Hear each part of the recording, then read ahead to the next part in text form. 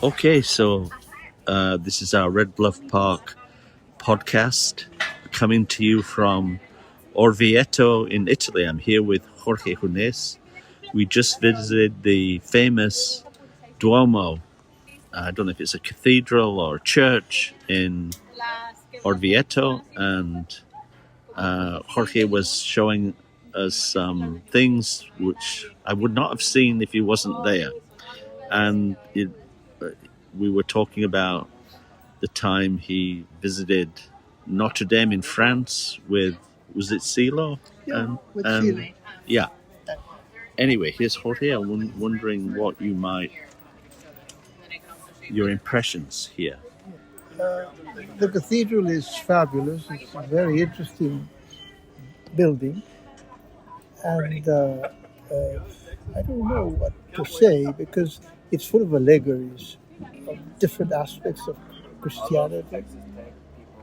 And, well, personally, I don't get too much involved in the allegories, but they do serve as images to understand better what the cathedral is all about.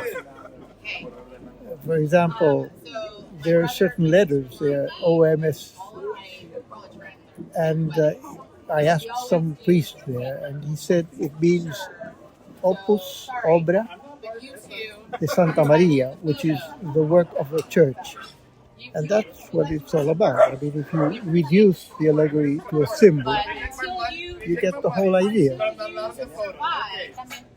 And, well, that's my impression, my first impression.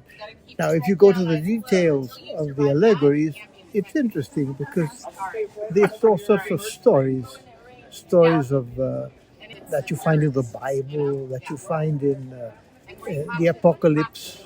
Outside the church, you have the four symbols of the Apocalypse. So the four symbols, which are allegories that are in the Apocalypse of St. John, and it's the eagle, the bull,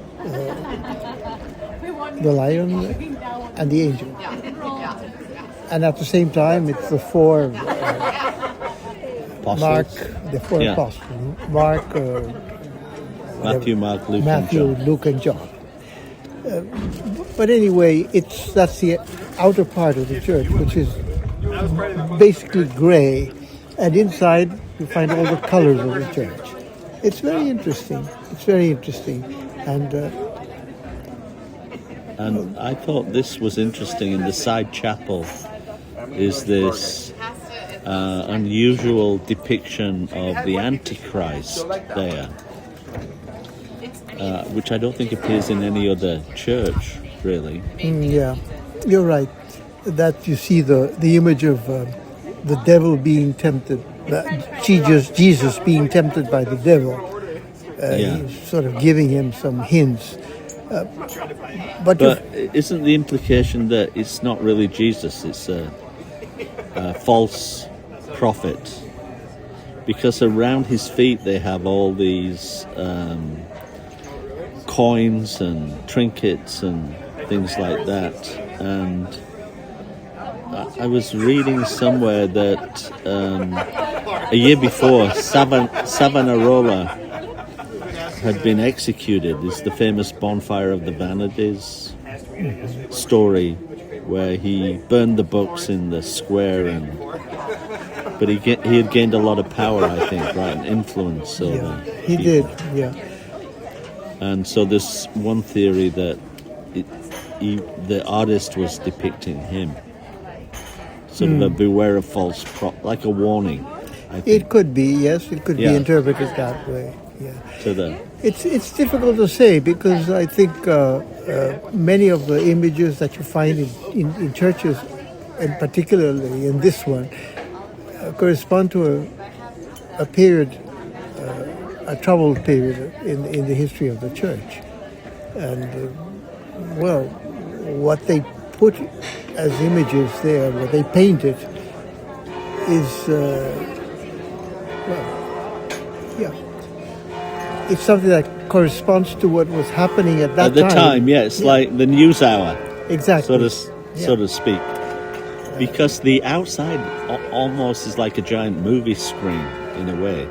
It is like a Metro-Goldwyn-Mayer production yes, on the wall. yes, we could see it that way. Yeah. In Technicolor. This one's in Technicolor because they use color. And the paintings are very well conserved, actually. They are, yeah. The whole thing is gone through many centuries, and practically they are as they were at the beginning, as when they were painted.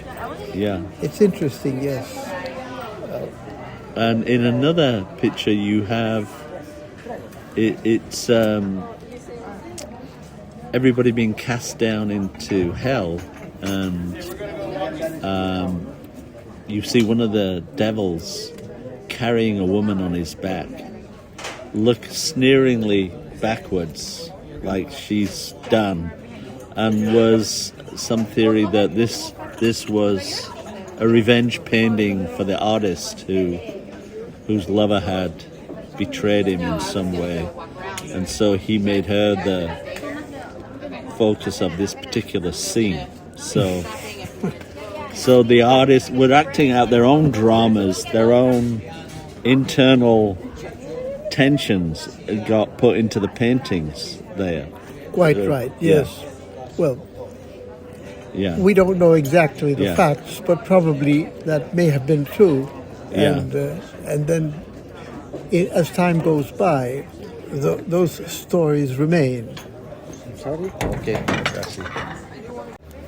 Now, Jorge, in the main part of the church, you noticed it's a statue of Jesus being taken, right? His hands are bound. Yes. And you noticed something placed in his hand there. I don't know if that was placed when the statue was sculpted or not. But anyway, as we see it today, he has... you could think it was a sword almost, right? But it's not. It's a caduceo. In Spanish it would be that. In Arabic it would be the baccara, the how do you call it? La baraca, which means the force. So he has the force in his hands. Yes. It's a way of putting. I don't know exactly what it meant, or maybe it's a way of putting the pillar in which he was scourged with whips. Yes. In the story, I don't know exactly what was meant by putting that symbol in his hand, but it's there. Yeah. I have a feeling it was placed later. Yes. Because it's really in metal, and the sculpture is in marble. Yes, right. So it could be It's difficult to say, because sometimes as time goes by, they add things or they take things in the different churches. It's difficult to say. And then we saw, speaking of the force, what in today's world is known as the Star of David. Oh yeah, well, the Star of David I think it's been used as a symbol in Judaism, but actually it's in many other cultures as well. In India, for example, it's the symbol of the anahat, which is in the center of the heart. It's like a symbol that they use in Tantra. Yes. Which corresponds to the union of the triangle that comes from above and the other triangle, which is the opposite, that comes from below. And when they meet in the heart. That is the head uniting with the energy. Yes. From below. So the earth and the sky meet there at that point. Yeah. And I think, well, that symbol is seen in many churches and in synagogues and also in mosques. It's like a universal symbol. It's and like in a universal India symbol. also, yeah. Yeah. It's a universal symbol. And you also noticed the moon and the sun together in one painting. Yeah, that's true. It's Like it's used sometimes as a sign. For example, when Julius Caesar was killed, they said that that sign was going to be in the sky when he was killed. Yeah. But I think both symbols are very common in all religions. The sun and the moon. It's gold and silver. Yeah. The two colors of the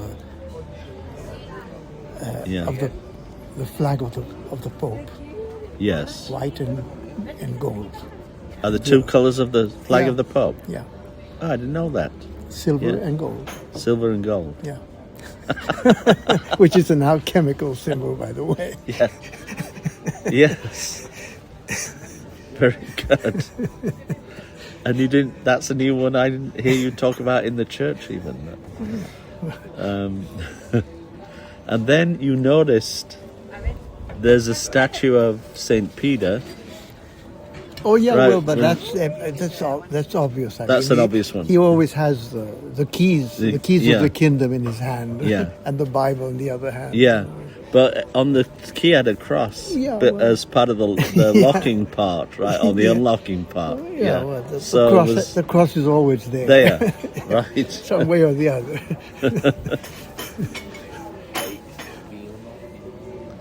And then we were looking a little bit at the geometric forms. You know, you noticed above the altar the 5-pointed star. Yeah, at the very top. Yes, which is also very much used by the witches. You know, the pentagram. I know. Speaking of which, we got reprimanded for being inappropriate in the sacred space by one of the nuns in there. We were talking about failure in the energetic discipline. It's the kind of failure you don't mind having, you know, sometimes. Well, just to lighten it up a little bit, this conversation. Yes. Anyway, we were laughing about that, like that's the kind of failure you want to repeat. And then we were laughing a little bit too loud, and we got... Well, we forget where we were. I mean, we were supposed to be quietly in silence within the church. And we were talking and enjoying ourselves, trying to discuss the different things that we were experiencing. Yes. And then this nun didn't understand the situation, and she came and reprimanded us. But and she asked us which language we wanted to be reprimanded in: Spanish, Italian, or English, which was impressive in itself. She spoke perfect Spanish. So, I was grateful it was in Spanish. Then I didn't understand what she was saying. I was spared the embarrassment. Well, Jorge, thank you very much. That was it was nice so interesting, you know, and talking to you. And yes, definitely. Yeah, it's just our impressions of what happened today in the morning when we visit this church. Bye for now. Bye-bye.